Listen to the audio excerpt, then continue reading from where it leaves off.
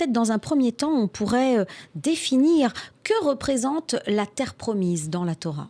Bon, je ne sais pas si l'expression de terre promise est nécessairement ce qu'il y a de plus adapté dans une vision juive des choses, mais de manière effective, c'est un lieu vers lequel il a été dit à nos ancêtres de se rendre. Et on a l'idée d'un serment, d'une promesse, mais beaucoup d'autres choses, des différentes désignations de ce lieu qui correspond au pays d'Israël aujourd'hui. Le moment le plus ancien, c'est un moment où cette terre n'est pas nommée.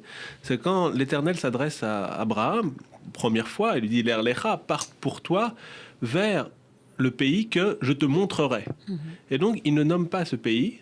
Il dit, c'est le pays que je te montrerai, et Abraham, dans la confiance absolue qui est la sienne vis-à-vis du Créateur, se met en marche et arrive vers ce lieu qui est celui de la terre d'Israël. Et là, Dieu va se révéler à lui, s'adresser à lui et lui dire, renouveler la promesse d'une grande postérité. Et donc, ce qui est intéressant, c'est le fait que le rapport à cette terre, c'est un rapport qui est fait au départ d'une confiance, je dirais, quasi aveugle, un peu folle même, ou utopique, selon la manière dont on va lire la chose, parce que Abraham se met en marche, quitte le lieu qui lui est familier, quitte le lieu dans lequel il a toute une série d'attache pour aller vers cet endroit qui, au départ, lui est entièrement inconnu et qui va, de manière éternelle, être lié à sa descendance. Mais on dit terre promise, je reviens sur cette notion-là, que vous remettez peut-être un peu en cause, mais pourtant c'est une expression qui est admise par tous, aussi bien par le monde chrétien ou le monde musulman. On parle de terre promise pour les Juifs. Oui, il y a l'idée d'une promesse, il y a l'idée d'un lien avec la terre, celle qui a effectivement été promise aux patriarches, mais celle dans laquelle chacun dans sa génération doit œuvrer pour renouveler le lien qui le lie à cet espace de la géographie. Et c'est intéressant parce que d'un côté, et ça c'est une chose qui est présente à chaque fois qu'on a un retour, je dirais, des Juifs à Sion, Abraham, quand il arrive en pays de Canaan, on lui dit le Cananéen est déjà sur cette terre. Et ensuite, quand sa femme, Sarah, va mourir, il va devoir acheter le caveau dans lequel il va l'enterrer. Par la suite, après la sortie d'Égypte, quand les enfants d'Israël ont traversé le désert pendant 40 ans, ils arrivent dans le pays d'Israël, mais avec Yoshua, Josué, ils vont devoir se battre pour conquérir le pays. Donc d'un côté, on a certes la promesse divine, mais de l'autre, la nécessité de conquérir la terre et de travailler cette terre qui est reçu à la fois en héritage, mais également qui s'acquiert par soi-même. Et on peut faire un parallèle avec la situation qui a été la situation du peuple juif dans ce dernier siècle, avec d'un côté l'idée d'un retour à Sion, l'idée de la réponse ou du résultat d'une très longue espérance, et en même temps la nécessité d'un côté de travailler la terre, et on pense tout le travail des pionniers dans les kibbutzim qui ont vraiment travaillé de leurs mains ce pays pour le faire renaître, et également d'un point de vue plus militaire, après 48, la guerre d'indépendance et le fait qu'il y a cette espérance très ancienne et en même temps une nécessité dans chaque génération de manière très concrète, de manière très pragmatique, de la gagner, et de s'attacher à cette terre. Donc on a, je dirais, vraiment avec le pays d'Israël, l'idée d'une verticalité dans le lien qui existe au travers des générations et le fait que c'est l'Éternel qui a demandé de se rendre dans ce pays, et en même temps le fait que de manière très concrète, on a le besoin de travailler la terre, de la faire vivre, de l'enrichir et de pouvoir la garder. Alors c'est à la fois un don, un cadeau, mais un cadeau qui est une sorte de récompense parce qu'après, donc si je comprends bien, après avoir travaillé ou s'être transformé peut-être pour y accéder, il y a une notion assez particulière de cette terre d'Israël. En tout cas, c'est une notion qui est totalement spirituelle. Pas uniquement.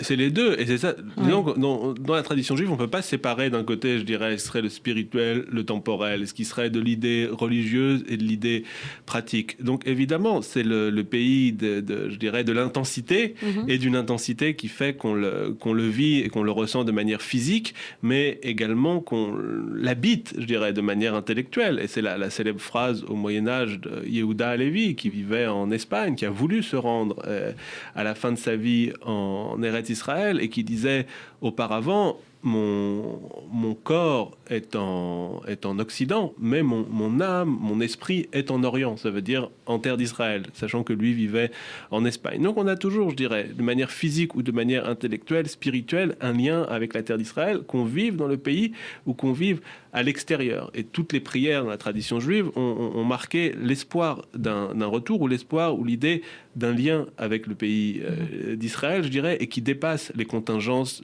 politiques actuelles, voilà. qui fait que le lien va au-delà de l'adhésion à telle ou telle forme de vie en Israël aujourd'hui. En tout cas, ce lien, il y a beaucoup de contingences dans ce qui se passe d'un point de vue actuel, mais le lien, c'est un lien indéfectible et qui passe au travers des générations, mais qui nous lie quand même à l'idée qu'on ne peut jamais, en tant que juif, être indifférent à ce qui se passe dans le pays d'Israël. On va y revenir. Même si on voulait l'oublier, souvent, on aurait l'antisémitisme, l'antisionisme qui viendrait nous rappeler que on n'a pas la possibilité d'être indifférent. Non pas, on n'a pas de droit à l'indifférence, mais on a une impossibilité de considérer que ces affaires ne sont pas nos affaires quand on est juif et où que soit le lieu dans lequel on habite. Ouais, et ce lien est si fort que c'est un lien qui est invoqué dans la déclaration d'indépendance de l'État d'Israël. Hein. Donc on a un lien à cette terre qui est à la fois spirituel, à la fois politique. Vous nous dites que ça transcende même tout cela. Que c'est même au-delà. Et ça nous montre aussi la force du narratif, parce qu'en réalité, si on voulait être tout à fait honnête, et quand on regarde les textes, on a l'idée aussi dans la tradition que le peuple juif naît en se libérant de l'esclavage d'Égypte, qui reçoit la Torah dans le désert, qui est un lieu qui n'appartient à personne. Donc on a aussi l'idée que le peuple juif va naître indépendamment de toute terre, il va naître dans le désert, dans ce lieu qui est, je dirais, de tous les possibles aussi, mais dès qu'il va s'installer dans un endroit, ou en tout cas s'il y a une terre dans notre planète qui est faite pour le peuple juif, c'est la terre d'Israël et pas une autre, même si la naissance se fait en dehors d'Israël et même si par la suite de grandes œuvres vont se faire dans la diaspora. Le Talmud, qui est incontournable, est rédigé pour majeure partie en Babylonie. Donc on a toujours cet aller-retour entre Israël et la diaspora. On a toujours cette idée néanmoins d'un narratif qui crée ce lien indéfectible au pays d'Israël. Comment vous définiriez alors ce lien entre le peuple juif et la terre d'Israël? Et je rajouterais cette question, peut-on être juif en dehors de la terre, en dehors de toute conception de cet attachement à la terre d'Israël?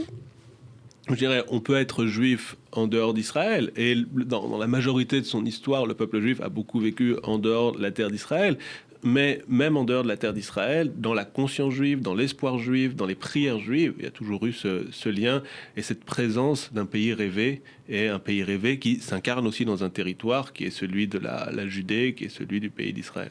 Oui, donc c'est un lien qui transcende, un lien qui c'est un lien qui transcende les espaces. Je dirais qu'il, dans une large mesure, est un petit peu comme un lien amoureux qui est fait de beaucoup d'imaginaire. Alors, on peut être juif en dehors ou pas? Certainement, tous les jours, et c'est notre exemple en France, aux États-Unis, dans beaucoup de pays, le fait d'être juif en dehors de la terre d'Israël, oui, c'est une réalité, c'est une réalité qui peut être florissante. Il y a eu une grandeur du judaïsme en dehors de la terre d'Israël, et on ne peut pas réduire le judaïsme à la terre d'Israël. Néanmoins, dans la conscience, dans l'esprit, dans l'espoir juif, on a une centralité du pays d'Israël. C'est-à-dire qu'il doit planer toujours cette idée de peut-être avoir cet attachement, et que la terre d'Israël est une sorte de maison, un refuge. Pour parler comme en philosophie politique, on pourrait dire qu'il y a une forme d'horizon régulateur. Chaque année, on dit l'an prochain à Jérusalem. Oui. Alors, nul ne sait si on sera l'an prochain à Jérusalem. Le fait est qu'on l'espère, et c'est un lieu, je dirais, à la fois réel et rêvé, vers lequel se tournent nos regards et nos espoirs. Merci, monsieur le rabbin.